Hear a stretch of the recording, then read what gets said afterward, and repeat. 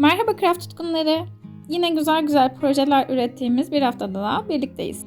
Biz yine makromeden çok uzak kalamadık ve saksılarımızı kaplamaya karar verdik. Bu sefer 3 farklı renkte ve kalınlıkta makrome iple çalışacağız. Ben bu ipleri sabitleyip düğümleyebilmek için ince bir oklava buldum evde ve çok da kullanışlı oldu. Siz de buna benzer bir çözüm bulabilirsiniz. Buna neden ihtiyaç duyduğumuzu da video ilerledikçe daha iyi anlayacaksınız. Makasımız ve de giydirmek istediğimiz saksımız da burada.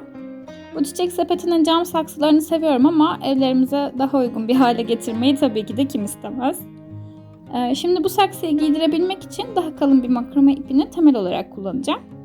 Bu temeli oluştururken diğer ipler bunun üstüne sarılacak. İplerin markalarını ve kalınlıklarını da videonun açıklamalarına eklerim. Bu kestiğim ipin boyu 130 santim ama buna tabii ki saksımın çevresine göre karar verdim. Siz ipinizi saksınızın çevresine dolayıp onun 2 katından biraz daha uzun olacak şekilde kesebilirsiniz. Tam 2 katını almayın çünkü kapatırken püskül de oluşturacağız. Benim bu iki makrome ipimin arasında milimetre olarak farklılık olsa da 0,5 milim bir fark olduğu için birlikte kullanmakta bir sorun görmüyorum. O yüzden bu ikisini kullanacağım. Şimdi 130 santim olarak kestiğim bu iplerimi ikiye katlıyorum. Ve hepsini oklavama diziyorum.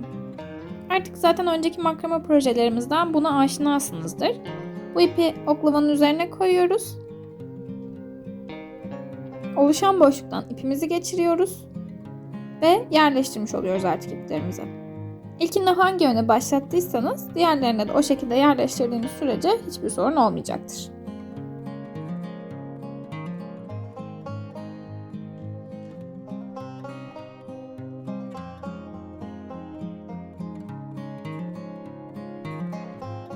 Şu an peki kaç tane ip yerleştireceğim bu şekilde diye merak ediyor olabilirsiniz. Ona da bu şekilde karar veriyoruz. Saksımızın boyuna göre oklavayla ölçüp buna karar verebilirsiniz. Ama burada unutmayın, ben ufak bir hata yaptım. Tam boyuna göre ip sayımı belirledim. Ördükçe daha büyüdüğü için birazcık saksımdan büyük bir kaplama elde etmiş oldum. Ona dikkat edebilirsiniz.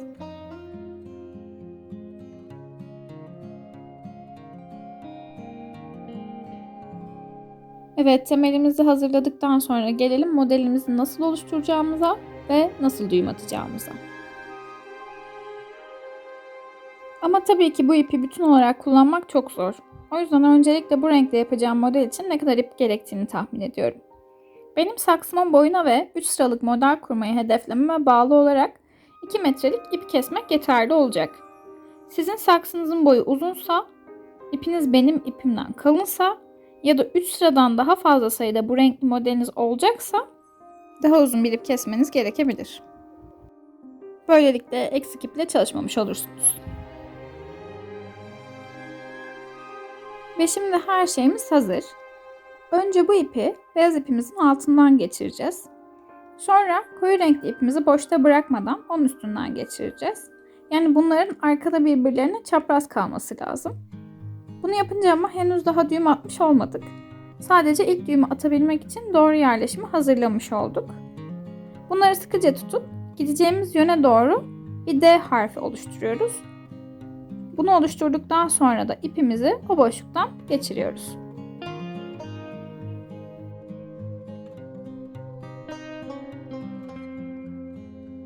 Bunu yukarıya taşıyıp sıkıştırdığımızda da ilk düğümümüzü tamamlamış olacağız.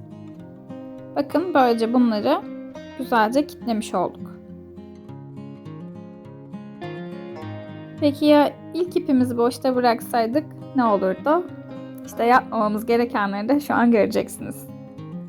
Eğer bu ip boşta kalsaydı ve D'yi daha sonradan onun tek bir şekilde tutarak, yani burada boşlukta bırakıp D'yi oluştursaydık olacakları birazdan göreceksiniz. Ve kesinlikle bunu yapmamanız lazım.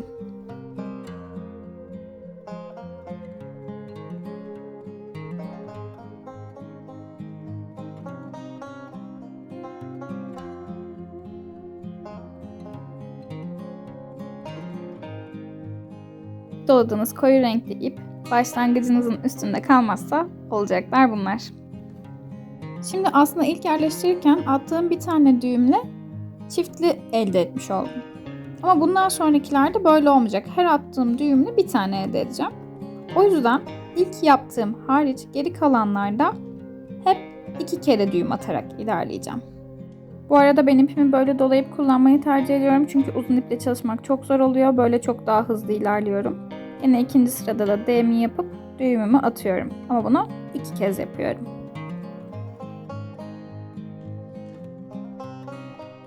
D'yi oluşturdum. İçinden ipimi geçirdim ve yukarı çekiyorum. Artık bir sonraki sıraya geçmeye hazırım. Bir sonraki sıraya geçerken de beyaz ipim hiçbir zaman altta kalmayacak. Koyu renkli ipimi aşağıya alıyorum. D harfini oluşturuyorum.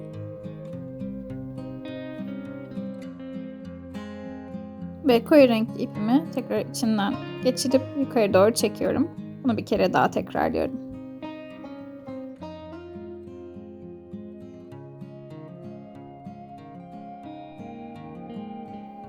Bence kesinlikle bu sırayı tamamlamak için nasıl bir düğüm atmamız gerektiğini ve kaç kere yapmamız gerektiğini anlamışsınızdır. Şimdi ufak bir tekrar olsun diye bir kere daha izleyelim.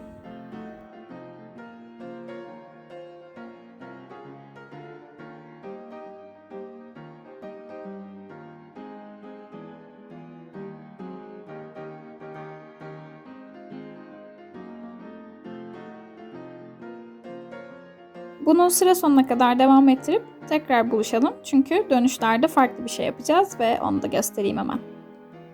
Bu renkli modelimizin ilk sırasını bitirmiş olduk. Şu an yapacağımız dönüşü her dönüşte kullanabilirsiniz. Artık hep gittiğimiz yöne gidemeyeceğiz ve yön değiştirmemiz lazım. Bu yüzden ipimizi beyaz ipimizin altından gideceğimiz yöne doğru çeviriyoruz. Yine D'yi yapıp düğümümüzü atıyoruz. Artık D'nin yönü de gideceğimiz yöne doğru olacak. Az önce de söylediğim gibi ilk yerleştirdiğimiz ip harcında hep çift yaparak gidiyorduk. Bu ikinciyi de tamamladıktan sonra hemen yanındakine geçeceğim.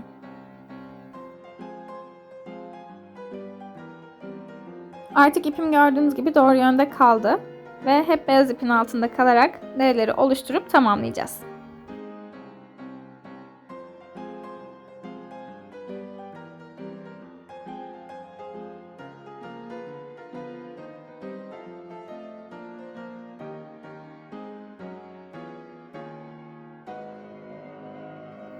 Ben her sıra için ipi kesmektense böyle devam etmeyi daha kolay buluyorum.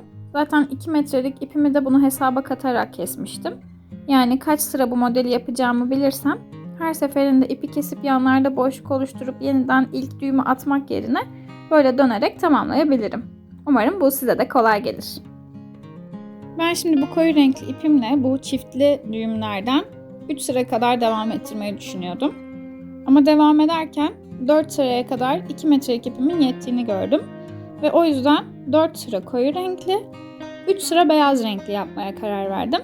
Bundan sonraki modellerimde de 4 sıra boyunca bu yeşilden, 3 sıra boyunca da beyazdan yapıp devam edeceğim. Tamamlayınca buluşalım. Ben bütün sıralarımı tamamladım ve gördüğünüz gibi artık oluştu. Saksımın etrafında dolayınca da tam kapladığını göreceksiniz. Daha fazla devam etmeme gerek yok. Bunları birleştireceğiz.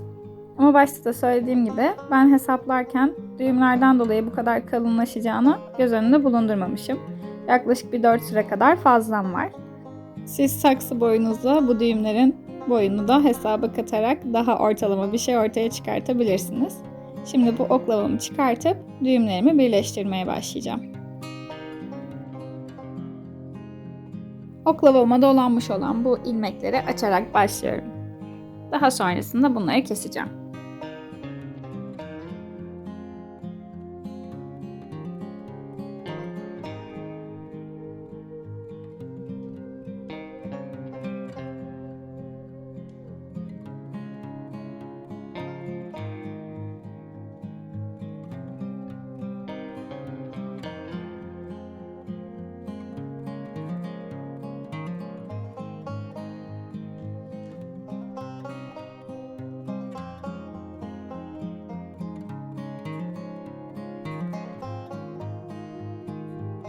Her sıramdan gelen 2 tane uzun ipi kestiğim her ilmekten gelen 2 kısa iple düğümleyeceğim. Bunu bütün sıralar için tekrar edeceğim. Ben çift düğüm atıyorum. Daha garanti oluyor.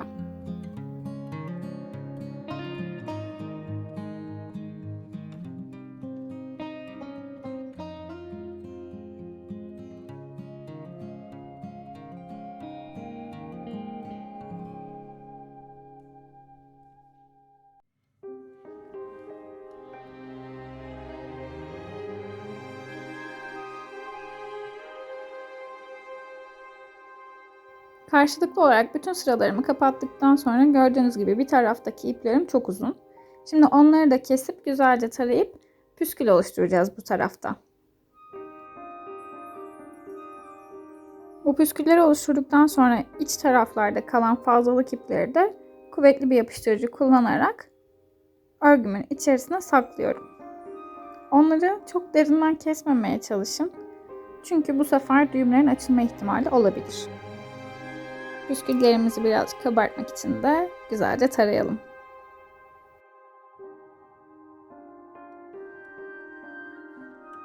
Ve cam saksımızı giydirme işlemini tamamladık. Gördüğünüz gibi çok güzel ve kullanışlı oldu. İstediğiniz her boyutta, her renkte, farklı farklı desenlerde bu düğümleri kullanarak saksınızı giydirebilirsiniz. Umarım sizin de hoşunuza gitmiştir. Biz yaparken çok keyif aldık. Siz de beğendiyseniz like atmayı ve kanalımıza abone olmayı unutmayın. Haftaya görüşmek üzere. Hoşça kalın.